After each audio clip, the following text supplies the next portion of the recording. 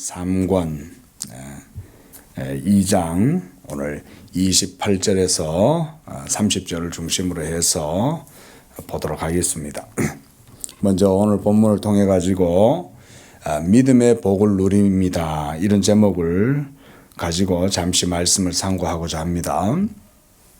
12절에 보면 여호와를 자기 하나님으로 삼은 나라 곧 하나님의 기업으로 선택된 백성은 복이 있다. 이렇게 말씀을 합니다.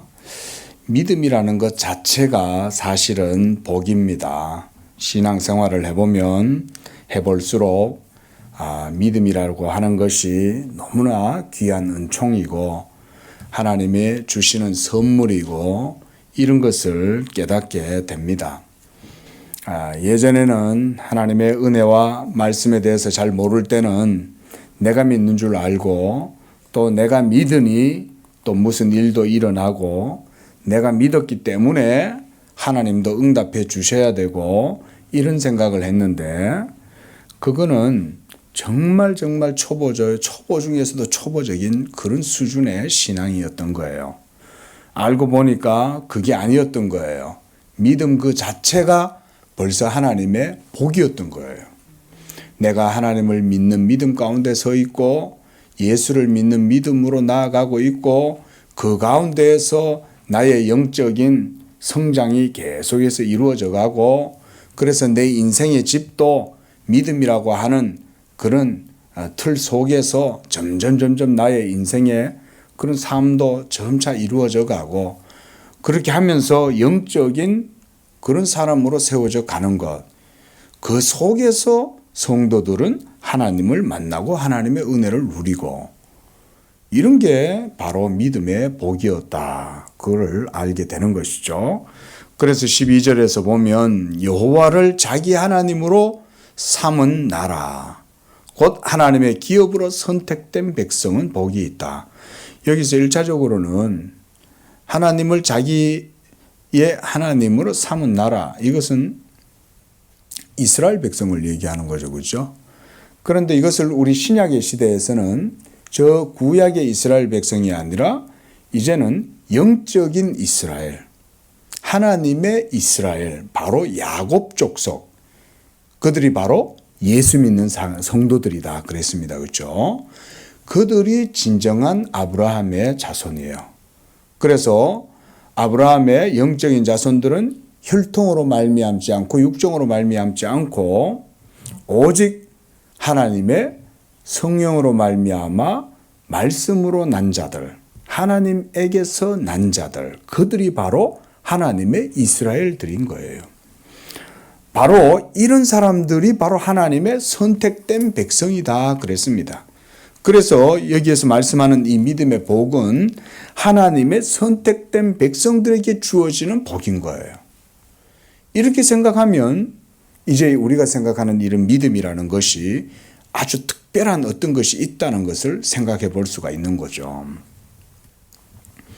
그래서 13절에 보면 하나님께서 하늘에서 굽어보시고 모든 인생을 살피시고 그가 거하시는 하늘에서 모든 세상 거민들을 굽어 살피신다 그랬습니다.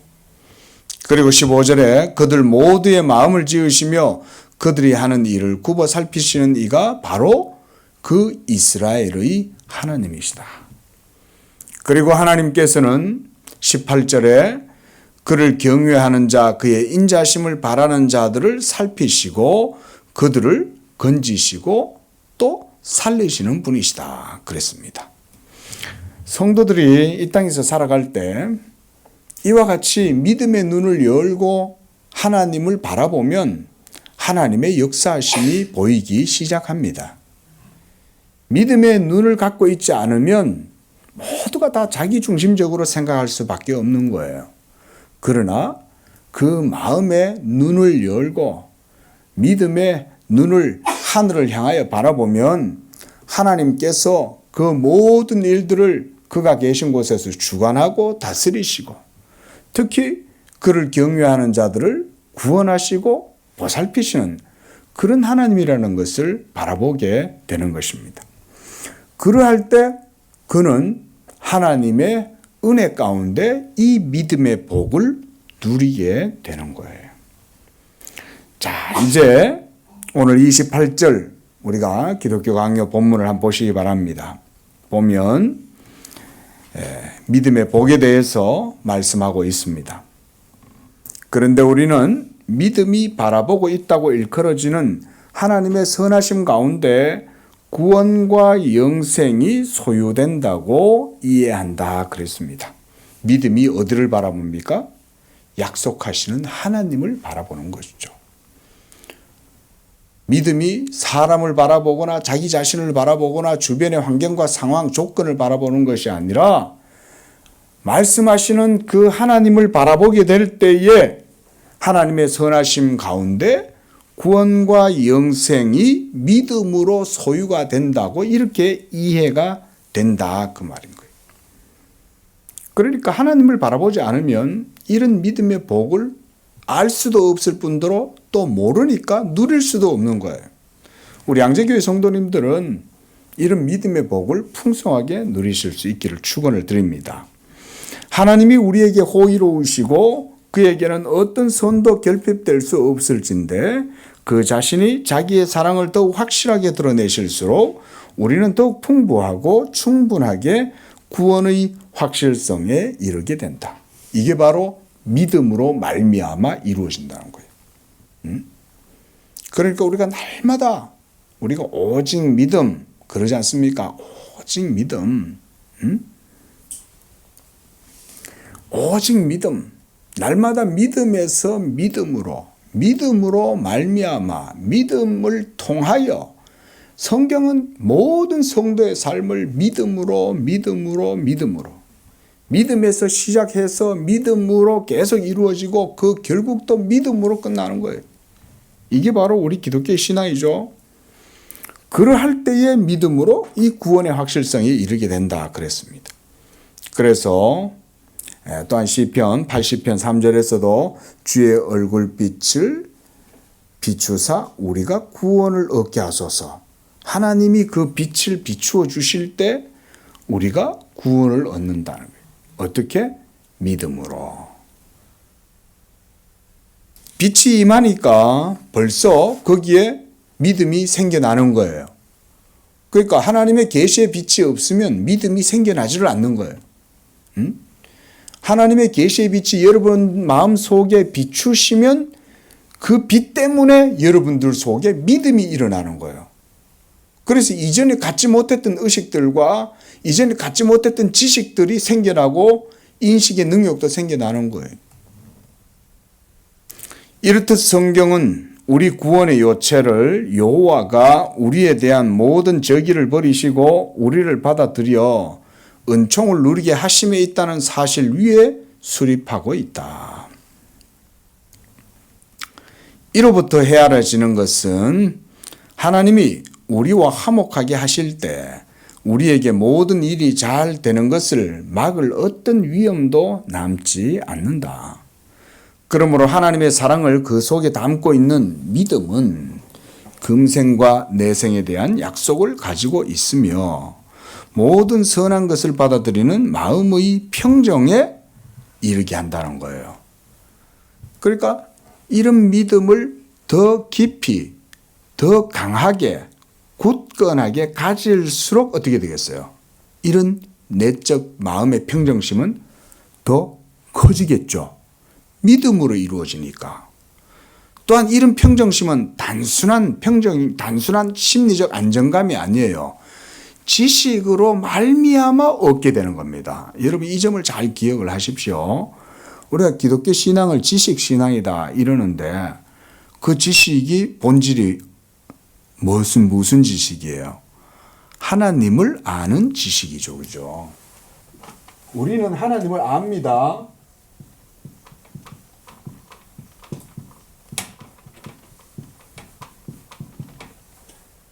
그리고 이 지식이 믿음으로 말미암아 누려지는 거예요. 그래서 우리는 믿음이 지식이다라고도 말을 하는 거예요. 한번 따라해 보겠습니다. 믿음이 지식이다. 믿음이 지식이 되는 이유가 있습니다. 믿음이 왜 지식이냐? 그것은 먼저 하나님의 계시의 말씀이 있기 때문에 그런 거예요. 그러니까 우리가 이걸 다른 말로 하면 계시 작용이라고도 볼 수 있겠죠. 아까 말씀드렸듯이 시편 그 앞에 80편 3절에 보면 주의 빛을 얼굴 빛을 우리에게 비추시니까 우리가 구원을 얻게 한다 이 말씀이잖아요. 그 빛이라는 것이 바로 계시의 빛이죠. 하나님의 계시, 즉 말씀, 우리가 말씀이라고 할 수 있고 이 말씀의 빛이 여러분 속에 비치면 믿음이 작용하는 거예요. 그때 믿음이 작용될 때 그 믿음이 바로 하나님의 말씀에 의한 반영이기 때문에 지식이 되는 거예요. 그러므로 믿음은 바라는 것들의 실상이고 보이지 않는 것들의 증거가 될 수 있는 거예요. 믿음이 그래서 주관적이긴 하지만 믿음의 주관적 성격이 있죠. 믿음은 개개인마다 다르잖아요. 그죠? 그러니까 주관적인 거예요. 너의 믿음 다르고 내 믿음 다르고 서로의 믿음의 분량이 다 달라요. 그러나 서로 믿음의 분량이 다르다 할지라도 이 교회에서 우리가 하나님을 예배하고 하나님의 말씀을 듣고 배우고 그러는 가운데 이 계시의 빛을 받아들이는 사람들에게 있어서 믿음은 모두가 또한 공통적인 거예요. 하나님의 말씀에 의해서 이루어지는 거잖아요. 그러니까 이 믿음이 지식이다라고 말할 수가 있는 거죠. 이런 지식으로 말미암아 모든 지각에 뛰어난 하나님의 뭐가? 모든 지각에 뛰어난 하나님의 평강이 그리스도 예수 안에서 너희의 마음과 생각을 지키신다. 그렇게 말씀하죠. 그러니까 이 지식이란 바로 진리의 말씀에 대한 믿음으로 이루어지는 지식인 거예요. 하나님이 여러분들의 영혼을 복되게 할 때 영적인 부요함을 누리게 하실 때 그래서 칼빈이 지금 얘기하는 거는 여러분 이런 겁니다. 이 믿음을 통해서 이런 영적인 부요함과 복을 누리게 하시는데 그 믿음의 효력으로 말미암아 주관적인 것과 객관적인 것 이 모든 것들이 이 계시의 빛에 의해서 이루어지기 때문에 이 지식이 여러분 예수 믿는 성도들 믿음 가진 성도들의 모든 삶을 부여하게 한다 이거예요. 그렇게 되면 이제 여기서 평정이다. 칼빈은 평정이라고 말을 했어요. 이런 평정심도 참되게 누릴 수가 있는 거예요. 철학자들이 말하는 평정심이 아니에요. 철학자들이 말하는 평정심, 일체 평정심을 유지하기 위해서 아타락시아다. 그래서 막 금욕하고, 그쵸? 평정심을 얻으려고 극기하고, 심지어 결혼도 안 하고, 어떤 성적인 생활도 하지 않고, 육을 완전히 내리누르고, 그런 어떤 극기 생활을 통해서 얻는 평정심이 아닙니다, 여러분. 기독교가 말하는 평정심은 그리스도 예수의 계시의 빛으로 말미암아 믿음이 일어나고 이 믿음에 의해서 여러분 속에 하나님을 알게 되는 그 믿음이 일어날 때 우리는 내적으로는 주관적으로 외적으로는 객관적으로 안과 밖이 모두가 다 평안을 얻는 거예요. 이런 게 진짜 도인 거예요. 이게 소위 말하는 진짜 도라는 게 이런 게 진짜 도죠. 예? 이게 기독교의 도죠. 예수 그리스도를 믿는 자들, 예? 모든 지식에 뛰어난 하나님의 평강이 그리스도 예수 안에서 너희의 마음과 생각을 지킨다. 마음, 주관적인 거잖아요. 그리고 삶을 지킨다. 외적인 어떤 객관적인 거잖아요. 이렇게 볼 수 있잖아요. 우리의 마음만 편하고 우리의 외부에서는 안 편하면 어때요? 그것도 참 어렵잖아요. 그렇죠? 그런데 성령이 믿음으로 여러분들을 붙드시면 여러분들의 모든 영적 삶에 이런 평강이 임한다 이거예요. 자, 우리는 이런 걸 이렇게 교리적으로 설명을 하는 거예요, 여러분. 하나님의 말씀이 있으니까 교리의 설명이 가능한 거예요. 만약에 제가 지금 여러분들께 이렇게 설명을 간단하게 이렇게 도식을 설명드렸잖아요. 그렇죠? 근데 여기에서 뭐가 하나 딱 빠지면 모든 게 성립이 안 돼. 믿음만 있으면 성립될까요? 믿음만 있어가지고는 성립이 안 됩니다. 하나님의 계시의 빛이 있어야 이 모든 것들이 영적 원리가 한마디로 공식이 가능해지는 거예요. 이해되세요? 예? 하나님 말씀이 없이는 믿음으로만은 안 돼요. 먼저 말씀의 빛이 우리 속에 비쳐서 믿음의 효력을 불러일으키고 그래서 믿음이 일어나서 그게 벌써 믿음을 가졌다는 것 자체가 그래서 복이라는 거예요. 자, 좀 더 읽어보겠습니다. 다만 이런 종류의 선한 것들은 말씀으로부터 취해질 수 있다. 이것도 칼빈도 딱 말하잖아요. 말씀으로 취해진다. 이건 딱 줄 꺼놓으세요. 예? 계시의 말씀이 없이는 이런 믿음의 평정심을 누릴 수가 없는 거예요. 그래서 분명한 것은 이 믿음은 어떤 믿음? 하나님의 계시의 빛으로 말미암아 우리 속에 생겨난 믿음. 그 얘기예요. 이제 이런 거 기독교 강의를 읽을 때는 여러분 우리가 이런 개념화를 어떤 교리적인 어떤 교의, 도구마를 여러분들이 배우셔야 돼요. 그러니까 그냥 읽는 게 아니에요. 이런 책들은. 여기서 믿음은 이럴 때는 벌써 계시의 빛으로 말미암아 난 믿음 이래 생각을 해야 문맥이 이해가 되는 거예요. 이게. 안 그러면 이게 뭔 말인가 이러는 거예요. 그냥. 그래서 분명한 것은 믿음은 현세의 장수 또 명예, 부 자체를 약속하지 않는다는 사실이다. 왜냐하면 영적인 부요함이잖아요. 하늘의 부요함이잖아요. 이 세상에 먹고 입고 쓰고 살아가는 그런 문제에 대한 그런 것들에 대해서 얘기하는 게 아니라는 거죠. 이 믿음은. 이 믿음. 여호와는 이들 중 아무것도 우리를 위하여 확정해 놓기를 원치 않으셨다. 믿음은 다음과 같은 확실성에 만족한다. 즉 금생의 삶을 영위하는 데 도움이 되는 것들 중 아무리 많은 것들이 우리를 좌절시킨다고 하더라도 하나님은 결코 우리를 좌절시키지 않을 것이다. 믿음이 주는 제1의 평온은 내 생의 삶에 대한 기다림에 거하는 바 하나님의 말씀을 통하여 의심을 뛰어넘어 우리의 자리로 깃드는 것. 이것이 바로 믿음이 주는 평온함이라는 거예요. 무슨 말이냐면 칼빈이 아주 자세하게 얘기를 해놔서 우리가 읽다 보면 이게 무슨 말인가 싶은데 간단하게 말하면 이 말이에요. 믿음을 가지면 이 세상의 물질적인, 육적인 어떤 외적인 조건 이런 것들에 의해서 마음이 평안을 얻는 게 아니라 하늘 그걸 뛰어넘고 이 현세적인 것들의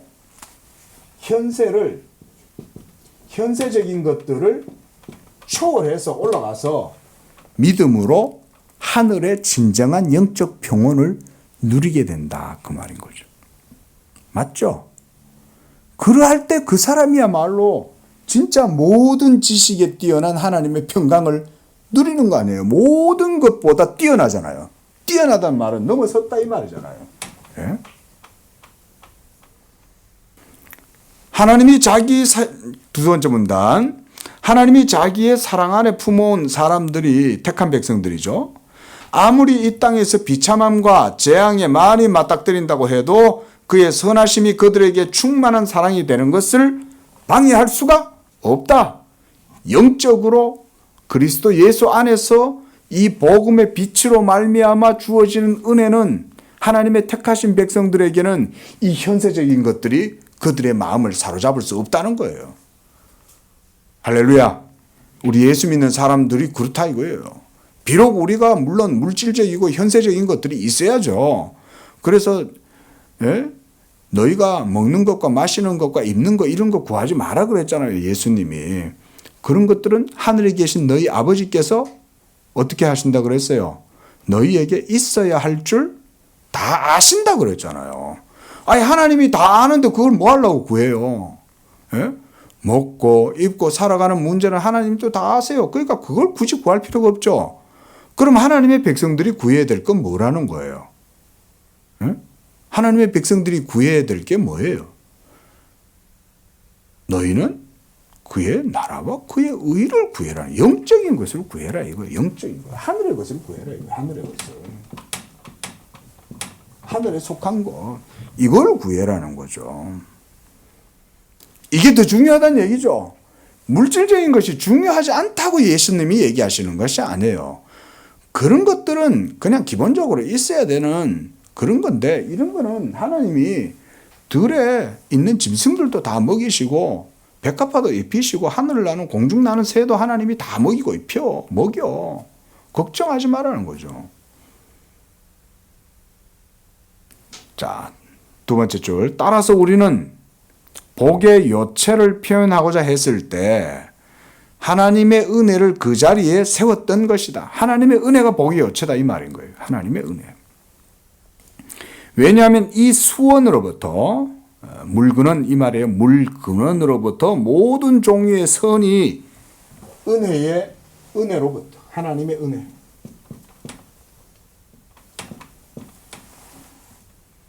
이 은혜로부터 모든 수원이, 거기에서부터 모든 선이 우리에게로 흘러나오기 때문에, 또한 영원한 구원뿐만 아니라 우리에게 작용하는 선에 대한 어떤 말씀이라도 증거될 때 우리는 매번 여호와의 사랑을 떠올리게 됨을 부인할 수가 없다. 이러한 이유로 다윗은 하나님의 인자하심이 그것은 경건한 마음 가운데 느껴질 때 생명 자체보다 더욱 달콤하고 더욱 흡족한 것이라고 노래했던 것이다. 다윗이 하나님의 은혜를 말할 때 주의 인자하심이 생명보다 귀하고 그것은 더욱 달콤하고 흡족한 것이다. 바로 이런 하나님의 은혜에 대한 깊은 모든 선하심이 여기서 나온다는 것을 다윗은 맛보아 알았기 때문에 이렇게 노래한다 그 말이죠. 자, 결론적으로 만약 모든 것이 우리의 소원대로 우리에게 흘러내리나 그것들이 하나님의 사랑에 속한 것인지 혹은 미움에 속한 것인지를 확신하지 못한다면 우리의 행복은 가증스럽게 될 것이요 끝내 비참하게 될 것이다. 그러나 만약 하나님의 얼굴이 아버지의 얼굴과 같이 우리 위에 비친다면 심지어 우리의 비참함도 복스럽게 될 것이다. 왜냐하면 그것조차 구원을 위한 도움거리로 변할 것이기 때문이다. 그리하여 바울은 모든 역경을 일일이 헤아리면서도 우리가 그것들로 인해 하나님의 사랑에서 끊어지지 않는다고 자랑한다. 그리고 항상 자기의 기도를 하나님의 은혜로 시작한다. 왜냐하면 그 은혜로부터 모든 형통함이 흘러내리기 때문이다. 자, 사도 바울이 얼마나 힘들게 어렵게 사역을 했습니까? 그렇죠? 우리가 사도 바울의 생애를 봤잖아요. 사도행전에서 가는 곳곳마다 매맞고 숨고 모든 사람들이 사도 바울 죽이려고 음모를 꾸미고 그런 가운데에서도 사도 바울은 그 역경 속에서도 하나님의 끊을 수 없는 사랑을 분명히 마음속에 깊이 느꼈다 이 말인 거죠. 지금 그런 얘기를 하는 거죠.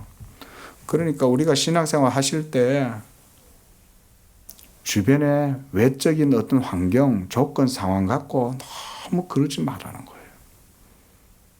그거 그렇게 한다고 해서 해결될 문제도 아니고, 그러나 이런 하나님의 은혜에 대한, 그래서 이 은혜로부터 나에게 믿는 자에게 흘러내리는 하나님의 모든 선하심과 은총과 이런 모든 선물들, 부요함들, 이런 것들을 그 안에서 만족하고 평온을 누리면 그 주변에 있는 어떤 상황과 환경들도 능히 이긴다 이 말이죠. 그게 안 돼가지고 괴로운데 남 탓하지 마라 이거예요. 본인 탓이지. 예?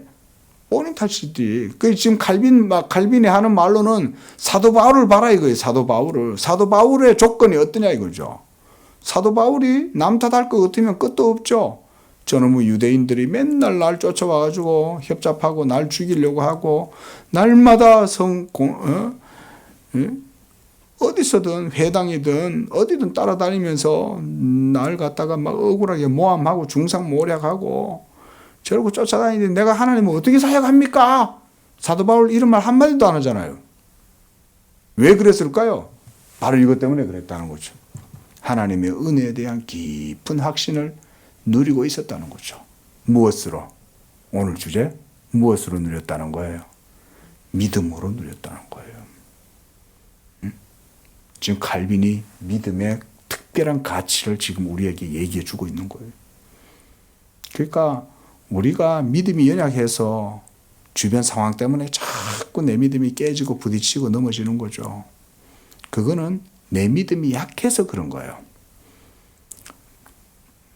이미 그리스도 예수와 내가 십자가에 못 박혔으면 내가 죽어야 되는데 아직도 우리는 안 죽잖아요. 그런 게 이제 항상 우리의 삶을 자꾸 괴롭게 하는 거죠. 근데 우리는 자꾸 그 원인을 다른 사람한테 돌리죠. 다른 외부적인 환경이 자꾸 돌리죠. 이것 때문에 그래. 저것 때문에 그래. 저것 때문에 그래. 이러니까. 그게 아닙니다. 자, 그 밑에 문단. 유사하게도 다윗은 우리를 교란시키는 모든 공포에 교란시킨다는 말은 믿음의 확신을 흔들고 막 이렇게 시험하는 그런 거예요. 여러분들의 믿음을 뒤흔드는 그런 겁니다. 그런 모든 공포에 맞서는 것으로서 오직 하나님의 호의를 둔다.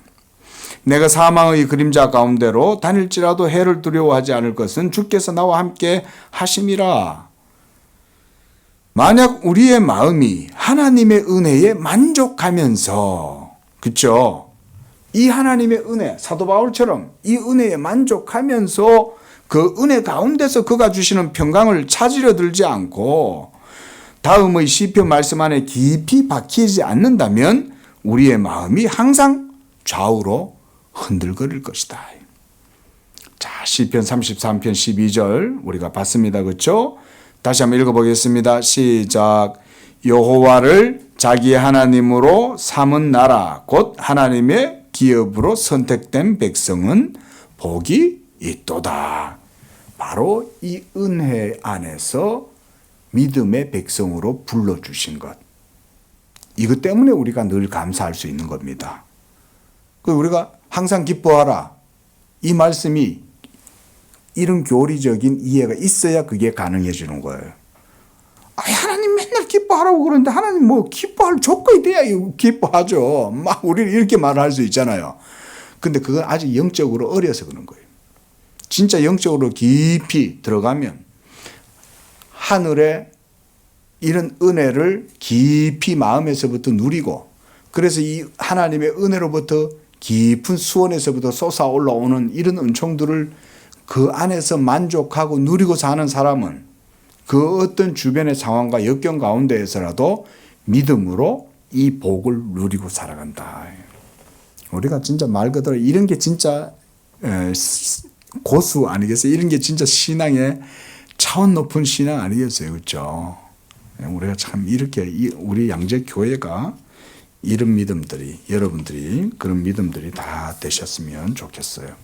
자, 29절 봅니다. 믿음의 근본이 되는 하나님의 약속 그랬습니다. 우리에게 그저 베풀어 주시는 하나님의 약속을 믿음의 근본으로 삼는다. 이건 교리예요. 이거는 교리적인 표현입니다. 자, 하나님의 약속이 믿음의 근본이다 그랬죠. 아까 여기서도 그 말씀 드렸잖아요. 믿음 그 자체가 기초가 아니죠. 믿음도 기초가 있죠. 뭐예요? 하나님의 말씀이 믿음의 기초죠. 그래서 여기서 믿음의 근본은 하나님의 약속이다. 우리가 이 말씀을 또한 약속이라고 할 수 있잖아요. 약속. 이걸 약속을 또한 언약이라는 말로도 쓰잖아요. 그렇죠? 그렇죠? 예? 믿음의 말씀이니라. 사도 바울도 로마서에서 그렇게 말한다고요. 이 믿음의 말씀이 바로 뭐예요? 믿음의 말씀이 예수 그리스도의 복음이죠. 그렇죠? 다 연결되는 거예요. 복음이 언약이고 이런 거예요. 그렇죠? 복음이 곧 언약이고 언약이 또한 약속이고 이 약속이 하나님의 말씀이고 이 말씀이 또 복음이고 이런 거지 뭐. 예? 그렇죠? 이게 다 성경에 있는 내용이잖아요. 사도 베드로는 너희에게 전한 세세토록 있는 그 말씀, 이 말씀이 바로 너희에게 전한 바 예수 그리스도의 복음이다 그랬잖아요. 세세토록 있는 말씀. 이번 주에 이 말씀 얘기 좀 할 거예요. 그리고 이 말씀이 바로 구약 시대 때는 구약의 족장들 아브라함과 이삭과 야곱에게는 언약의 형태로 약속으로 주어지고 그리고 율법 속에도 약속이 있죠. 그렇죠. 400년 후에 주어진 율법 속에도 이 약속이 포함되어 있는 거예요. 결국 그것은 어떻게 됐습니까? 복음으로 말미암아 완전히 성취가 되잖아요. 그죠? 복음에 의해서 완전하게 그 율법이 다 이루어지잖아요. 그러니까 지금 여기서 칼빈도 하나님의 약속을 믿음의 근본으로 삼는다. 결국은 우리의 모든 믿음은 복음과 직결되어져 있는 거죠. 복음이 하나님 말씀이니까. 믿으시기 바랍니다. 네, 이렇게 이해하면 돼요. 그리고 매우 중요한 이해예요. 이게 그냥 간단한 이해 같아도 굉장히 중요한 교리입니다. 왜냐하면 그 약속이 믿음이 확고하게 서 있는 고유한 자리이기 때문이다. 믿음이 서 있는 곳, 믿음이 서 있는 곳은 내 자신이 아니죠. 내 자아의 어떤 분은 믿음은 믿음이냐 배짱이냐 뭐 이렇게도 말을 하시는데, 예? 여러분 배짱하고 믿음하고 같은 겁니까? 아니죠. 배짱은 자기 옥이죠. 배짜이다, 배째라 뭐 이러잖아. 예? 그건 믿음이 아니죠. 믿음 비슷한 것 같은데 사실은 믿음이 아니야. 왜? 계시가 없잖아요. 또 긍정성 이런 거야. 어떤 외국인 저자가 긍정의 힘 그랬어요. 분명한 건 긍정이라는 속성은 믿음의 성격의 한 측면인 건 분명해요. 믿음을 가지면 긍정적이 돼. 그거는 분명해요. 그러나 긍정성이 믿음은 아니에요. 그죠? 믿음에는 긍정의 측면은 분명히 있어요. 그래서 믿음을 가진 사람은 어떤 역경, 부정적 상황 속에서도 긍정하는 거지. 그렇죠? 내가 사방으로 우겨싸움을 당할지라도 나는 하늘을 바라보고 믿음으로 나아간다. 사망이나 권세자나 어둠이나 그 어떤 것도 나를 그리스도 예수 안에서 나를 꺾을 수 없다. 이렇게 긍정하잖아요. 그러나 긍정의 힘 그 자체는 믿음이 아니에요. 진짜 믿음은 어디서 나와요? 하나님의 말씀에서 나오잖아요. 그러니까 우리는 긍정을 믿음이라고는 안 본다 이 말인 거예요. 이해되세요? 네? 이런 데 쏘으면 안 돼요. 세상에 사람들이 막 비슷하게 믿음이라는 용어를 쓰고 긍정이라는 말을 하고 이러니까 그게 다 복음인 줄 아는데, 여러분 하나님의 진리는 아주 우리 말로 정치하다, 아주 예리하고 아주 날카롭고 아주 치밀합니다. 하나님의 진리는 제가 어설프게 설명을 했어도 보세요. 지금 칼빈이 쭉 설명하는 걸 따라서 우리가 이해하니까 놀랍잖아요. 설명이. 모두 하나님의 진리의 말씀으로 인해서 이 믿음이 이루어진다고 지금 칼빈이 지금 그걸 계속 설명하고 있는 거예요. 이런 걸 안 배우면 이런 데 쏙는다 이거예요. 긍정의 힘 이러면은 그게 참 전부 다 무슨 복음인 줄 알고. 예? 복음이 하나님의 진리잖아요. 방금 얘기했잖아요. 복음은 하나님의 말씀인데 하나님의 말씀이 또 진리 아니에요?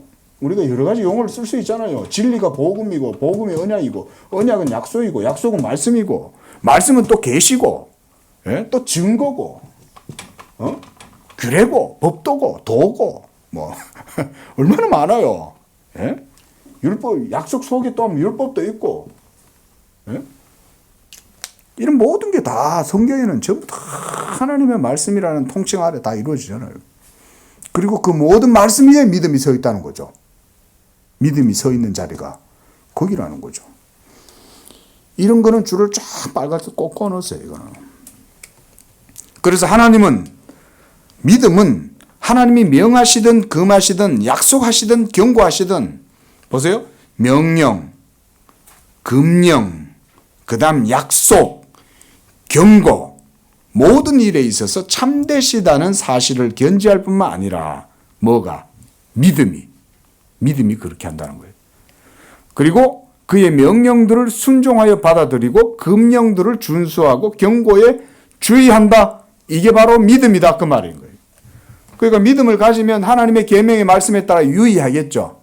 내가 주의 율례를 유의하겠나이다. 내가 주의 법도를 유의해서 행하겠나이다. 시편 기자도 이렇게 말하잖아요. 하나님의 계명에 유의한다. 그 사람에게는 믿음이 있어요, 없어요?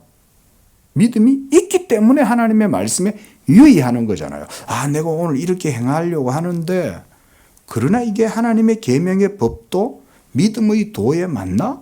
성령께서 이것을 기뻐하실까? 예? 이게 예수 그리스도의 복음의 도에 거스르는 건 아닐까? 십자가를 거스르는 것은 아닐까? 이런 생각을 유의해서 하겠죠. 그게 믿음이잖아요. 그럼에도 불구하고 믿음은 고요하게 약속으로부터 시작되고, 약속으로 시작됩니다. 믿음이. 그리고 그 약속 자체를 기반으로 삼고, 그 약속 자체를 지향한다. 아주 대단한 표현이잖아요. 이게 뭐 문병 교수님이 번역을 잘 해놓으셔서도 그럴 수도 있겠지만, 이 칼빈이 참 이런 영적인 정말 귀재인 거예요. 자, 이는 믿음이 하나님 안에서 생명을 찾기 때문이다. 참 이 표현도 대단합니다. 믿음이 눈을 하늘로 두잖아요. 믿음은 땅을 안 쳐다볼 거 아니에요. 아무리 어려운 역경 속에서도 하늘을 쳐다본다고요. 믿음이 그때 발휘가 되는 거예요. 발휘. 믿음이 발휘되면 생명을 하나님 안에서 찾겠죠. 그리고 그 생명은 계명들 혹은 보세요. 형벌이나 칙령들이 아니에요. 율법이 아니에요. 여기서 말하는 건. 자, 다시. 그 생명은 계명이나 형벌, 칙령들이 아니라 어디 있어요? 하나님의 자비의 약속. 이런 거는 별표 3개를 달아야 돼요. 옆에. 이게 바로 하나님의 은혜잖아요. 자비. 예? 제 친구 조창훈 목사님이 이 하나님의 자비에 대해 가지고 아주 깊이 공부를 해갖고 이걸로 참 논문을 그렇게 쓰고 싶어 하는데 하나님의 자비입니다. 하나님의 자비. 모든 하나님의 은총, 하나님의 선하심의 원천은 자비에 있어요. 그래서 신학자들은요, 하나님의 사랑과 하나님의 자비의 개념 중에 둘 중에 뭐가 더 깊은지 아세요? 자비를 더 깊이 봐요. 신학자들은. 물론 사랑도 자비의 속성이 있긴 하지만 자비라는 개념이 훨씬 더 깊다 이건 거예요. 그래서 믿음은 그 생명이 하나님의 자비의 약속에 있고, 달리 말하면 오직 거저 베푸시는 자비니까, 자비하심이니까 거저 베풀어 주는 거죠. 그죠? 예? 우리한테 하나님이 뭐 진짜 깨알 만큼이나 조건 달아나 보세요. 우리는 그거 감당할 수 없잖아요. 하나님의 율법 중에서도 깨알 같은 조건, 야, 이만큼은 너희들이 다 안 해도 되고 요만큼만 해 라고 말해도 우린 요만큼도 못해요. 이해되세요? 그래서 우리는 율법의 1.1획도 못 지켜요. 예수님은 율법의 1.1획이라도 떨어뜨리지 않고 다 이루시지만 우리는 율법의 1.1획도 못 지켜요. 그러나 그 우리의 믿음의 근거가 하나님의 자비에 있기 때문에 거저 베푸시는 약속, 값없는 은혜 이거죠. 값없이 베풀어 주시는 그 약속 안에서 바로 이 생명을 발견한다. 믿음이 놀라운 편입니다. 왜냐하면 우리 자신의 행위로 되돌려 보내는 조건적인 약속은 우리 자신 안에 생명이 허용되어 우리가 그것을 인식하게 되는 경우가 아니라면 우리에게 생명을 약속할 수 없기 때문이다. 맞죠? 제가 지금 그 얘기 드렸잖아요. 자, 요만한 조건이라도 한 개를 여러분들한테 하나님이 제시했다 해봐요. 자, 너희가 예수를 믿긴 믿는 건 좋아. 그래서 믿음으로 구원받아. 이렇게 얘기하니까, 아, 네, 알겠습니다. 믿음으로 구원받습니다. 그랬더니 하나님이 이렇게 얘기하는 거예요. 그런데 믿음으로 구원을 받는데 그 믿음이 조건이야? 이렇게 얘기한 거야. 예? 믿음을 하나님이 여러분들에게 조건으로 딱 삼았어. 그러면 믿음이 조건이 되면 구원받을 수 있겠습니까? 언감생시, 내 믿음의 상태를 보세요. 그걸로 구원받을 수 있겠어요? 그걸 하나님이 조건으로 내거신다면 우리는 그 믿음으로 구원 못 받아요. 그래서 믿음의 근원은 하나님의 약속에 있고 은혜에 있고 자비에 있는 거예요. 값 없이 거저 주시는. 그러니까 내가 믿음을 가졌을 때는 뭘 보게 되냐? 하나님의 자비하심, 값 없이 거저 베풀어 주시는 그 은혜 안에서 생명을 찾는다는 거예요. 그래서 칼빈 대에서 지금 그 얘기 하잖아요. 자신의 행위로 되돌려 보내는 조건적인 약속은 우리 자신 안에 생명이 허용되어 우리가 그것을 인식하게 되는 경우가 아니라면 우리에게 생명을 약속할 수 없기 때문에. 우리의 영혼이 죽었는데 생명을 인식할 수 있겠어요? 그러나 성령으로 말미암아 여러분 안에 생명이 주어져 있다는 것을 인식하게 된다면 우리는 믿게 되고 그 은혜를 받아 누리게 되겠죠. 자, 두 번째 문단. 그러므로 만약 우리가 믿음을 떨지 않게 하고 요동치지 않게 하려면 우리는 구원의 약속으로 하나님의 말씀으로 그것을 떠받쳐야 된다는 거죠. 그렇죠? 여러분들의 믿음이 흔들리지 않으려면 어디다 세워야 된다는 거예요? 하나님의 말씀 위에다가 세워야 된다. 그 말이에요. 이 약속은 우리에게 고상함을 보시지 않고 우리의 비참함을 더욱 권념하시는 여호와에 의해 기꺼이 후히 베풀어 주시는 것이다. 이거 모두가 다 하나님의 자비하심 때문에 주어지는 거죠. 우리에게 조건을 걸면 하나님이 이걸 우리한테 주실 수 있겠어요? 우리가 조건이 안 되는데. 그러나 값없이 주시는 거잖아요. 그리하여 사도는 이를 복음에 대한 증언으로서 제시한다. 왜냐하면 복음은 다름 아닌 로마서 10장 8절 믿음의 말씀이기 때문이다. 참 이것도 참 설명하면 깊이 좀 설명할 수 있을 것 같아요. 로마서 10장 8절에 나오는 믿음의 말씀이니라 라고 그랬습니다. 자, 우리 잠깐 성경 보겠습니다. 로마서 10장 8절. 자, 찾으셨습니까? 시작. 그러면 무엇을 말하느냐? 말씀이 내게 가까워 내 입에 있으며 내 마음에 있다 하였으니 곧 우리가 전파하는 믿음의 말씀이니라. 바로 우리가 전파하는, 사도 바울이 전파한 게 뭐였죠? 복음을 전파한 거잖아요. 그죠? 그 복음이 바로 뭐라는 거예요? 믿음의 말씀이라는 거예요. 자, 믿음의 말씀이라는 용어를 우리가 뭐 이렇게 들었으니까 여러분들 이해를 하실 수 있다고 생각이 됩니다.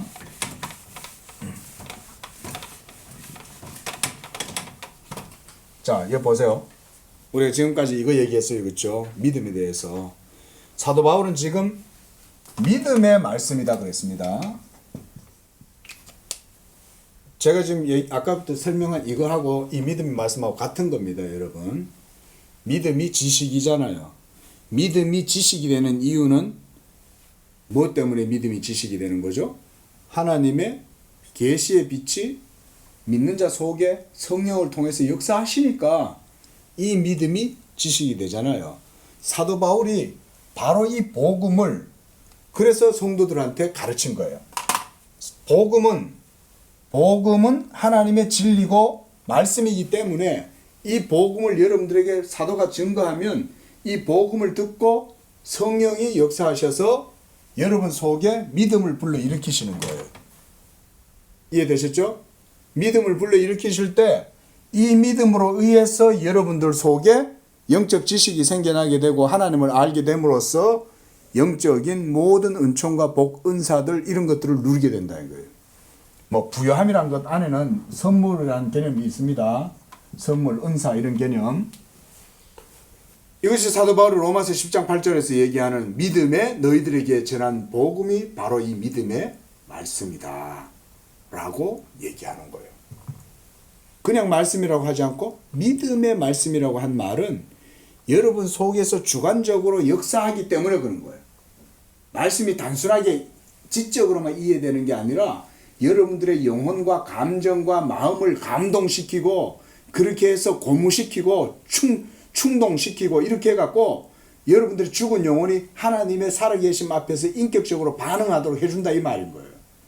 그걸 믿음의 말씀이라는 표현으로 사도 바울은 쓰고 있는 거예요. 그러니까 이런 표현 하나조차도 굉장히 교리가 깊은 교리에 그 안에 공식이 들어있는 거죠. 성경을 이렇게 봐야 되는 거예요. 자, 계속 읽어보겠습니다. 그는 복음을 율법의 규범들뿐만 아니라 약속들과도 구별한다. 율법과 약속은 다르거든요. 여러분 기억하셔야 됩니다. 자, 구별된다 이 말이에요. 하나님이 자기를 세상과 화목하게 하시는 그 후한 사신이 없다면 아무것도 믿음을 세울 수가 없기 때문이다. 이로부터 우리는 사도가 전하는 바 믿음과 복음이 빈번히 관련됨을 알게 된다. 자, 거기서도 밑줄 끊었어요. 믿음과 복음은 관련이 있다. 당연히 관련 있지. 우리가 지금 계속 그 얘기하잖아요. 그렇죠? 이제 조금 이해되시죠? 이런 식으로 우리가 기독교 강요의 내용을 읽어 나가는 거예요.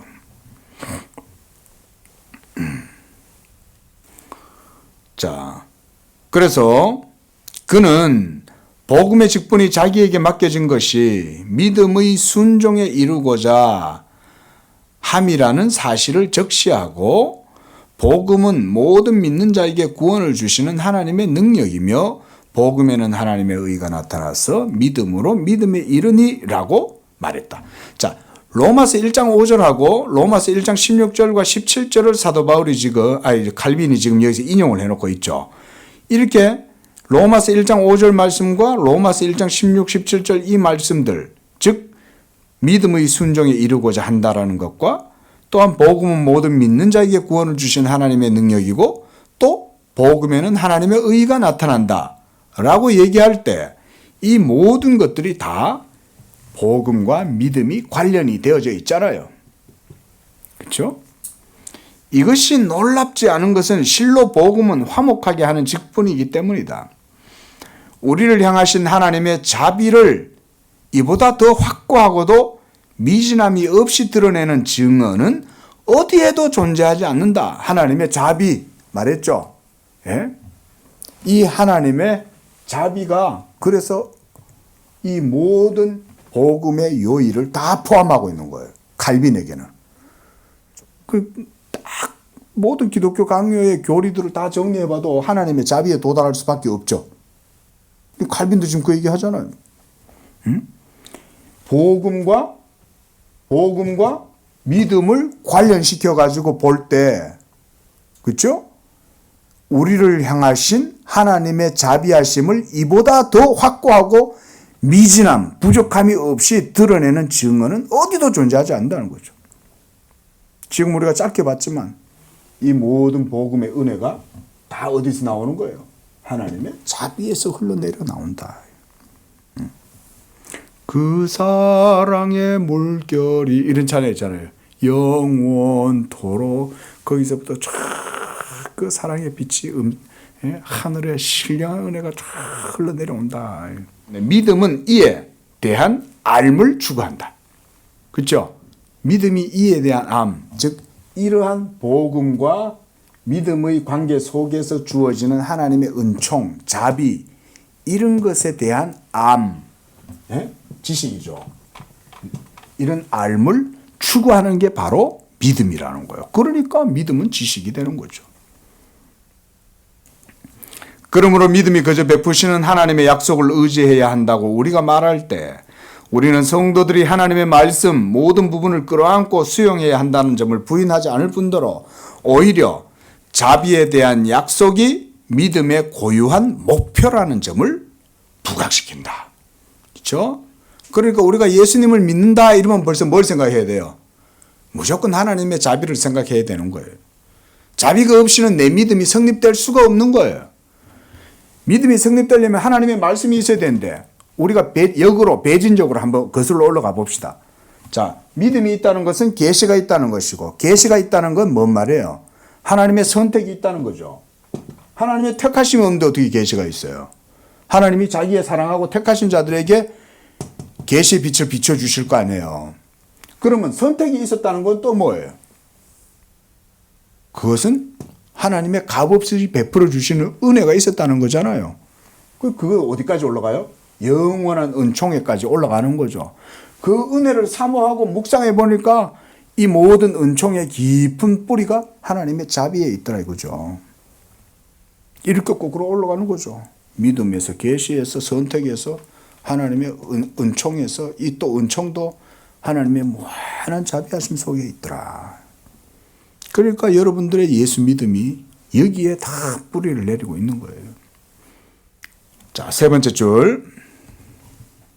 신자들은 한편으로 하나님을 악행을 판단하고 되갚는 심판자와 보수자로 인식해야 하고, 다른 한편으로는 그의 관용을 합당하게 마음에 새겨야 한다.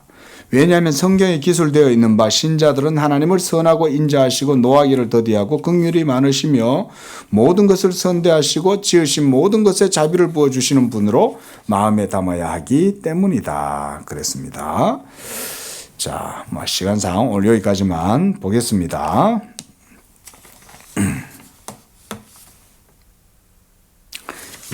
기도하겠습니다. 거룩하고 자비로우신 아버지 하나님 감사합니다. 우리에게 귀하고 놀랍고 복된 믿음을 주셔서 이 믿음으로 영원하신 하나님의 그 은총과 자비하심으로부터 흘러내려오는 모든 선한 것들을 맛보고 누리게 하시고 이 믿음으로 말미암아 하늘에 속한 것들을 누리고 그리스도 예수 안에 있는 하나님의 부르심과 또한 하나님 영적 은사 충만한 모든 부여함들을 그리스도 예수 안에서 믿음으로 누리게 하시니 감사합니다. 우리 양재교회 성도들에게 이와 같은 예수 믿음을 허락하여 주셨사오니 우리 성도들이 이 믿음으로 하나님을 영화롭게 하고 날마다 우리의 삶 속에서도 항상 감사가 넘치는 그런 삶이 되도록 축복하여 주시옵소서. 이 땅의 것을 바라보지 않고 주변의 환경과 상황과 여건을 바라보지 아니하고 위에서 나를 부르신 그 부르심을 따라 내가 믿음으로 하나님께 영광을 돌리고 그 믿음으로 하나님 현실을 초월해서 올라가서 내 눈을 높이 들어 저 하늘을 바라볼 때 하나님의 무한하신 은총과 자비하심 가운데에서 내게 베풀어 주신 은혜들로 인하여 기뻐하고 감사하고 찬양하는 우리 모든 양재교회 성도들의 믿음 되도록 축복하여 주시옵소서. 거룩하신 예수님의 이름으로 기도합니다. 아멘.